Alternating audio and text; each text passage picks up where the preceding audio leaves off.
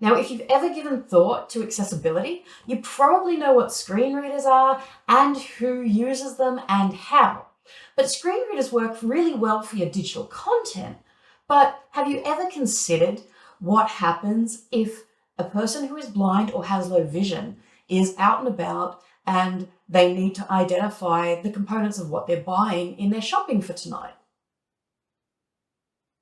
Now that I've mentioned it, are you thinking about it now? Some of you are going to say, oh, well, they have carers that look after them. But no, just like us, a lot of people who are blind or have low vision are independent and they want to do their own shopping. So what can we do, or what have we done to help them do that? Now, if you're really puzzled right now and you're now trying to think through the options, here are some things that are going to help. AI. So artificial intelligence is making a huge change in the way that people with disabilities, especially people who are blind and have low vision, get access to information. So previously they may have had to rely on somebody else, and there are apps where they could actually call up helplines, take a photo of a product that's on a shelf, and then have the person on that line describing to them in detail what they're looking at, so that they can make sure that, they're picking up tomato sauce rather than barbecue sauce. So artificial intelligence has really changed this and given people more empowering experiences because it can actually capture the information they need and they don't have to directly talk with someone on the end of a phone call.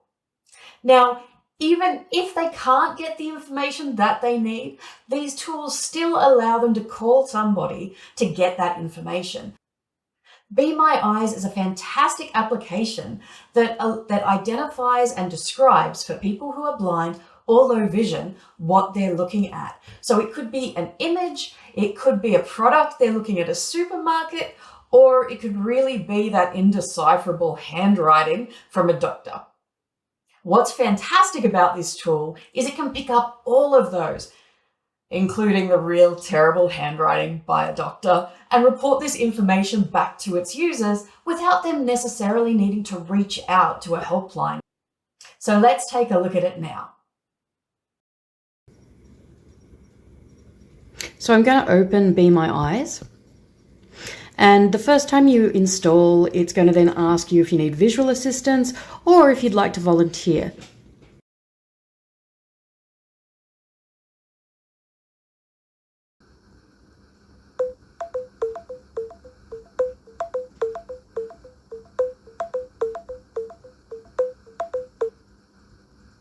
So it reads, the image shows a framed artwork featuring a young person with large curly afro hairstyle, sitting in a kneeling position. They are wearing a vibrant red and purple cloak with a hood. The background is a colourful, dreamy scene with streaks of light and stars falling all around them, creating a magical and ethereal atmosphere. The person has a serene expression, gazing upwards in the foreground. There is a toy or object partially visible, which appears to be made of colourful plastic, possibly resembling a vehicle or character.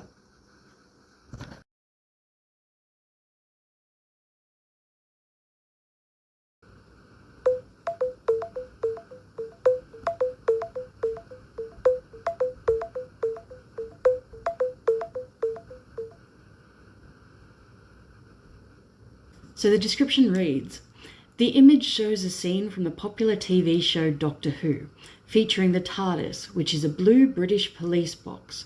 The TARDIS is depicted floating in space with a cosmic background. The background includes swirling galaxies, stars, and planets, creating a vibrant and otherworldly atmosphere. The TARDIS has illuminated windows and a light on top, and the words Police Public Call Box are visible on its sign. So you can see this is a lot more in depth than seeing AI.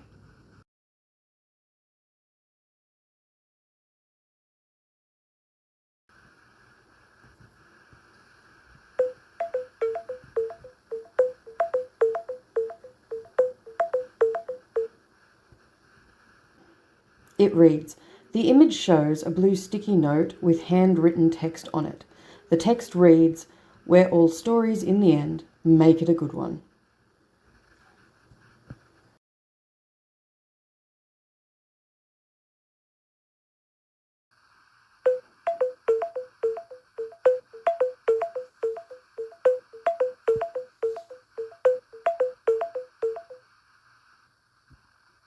The text reads, the image shows a label on the jar. The label has the following text: best before E191125, P210524 1351.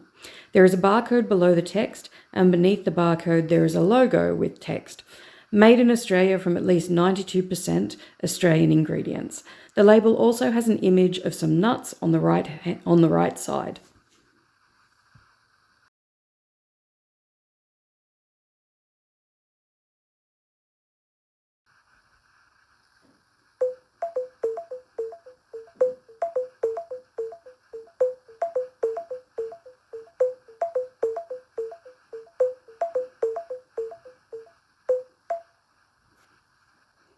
The text reads, the image shows an open book with text on both visible pages. The text on the right page reads, his question: who are the blind athletes? I still laugh at Pip's answer to her innocent mistake. Is there beer in that esky?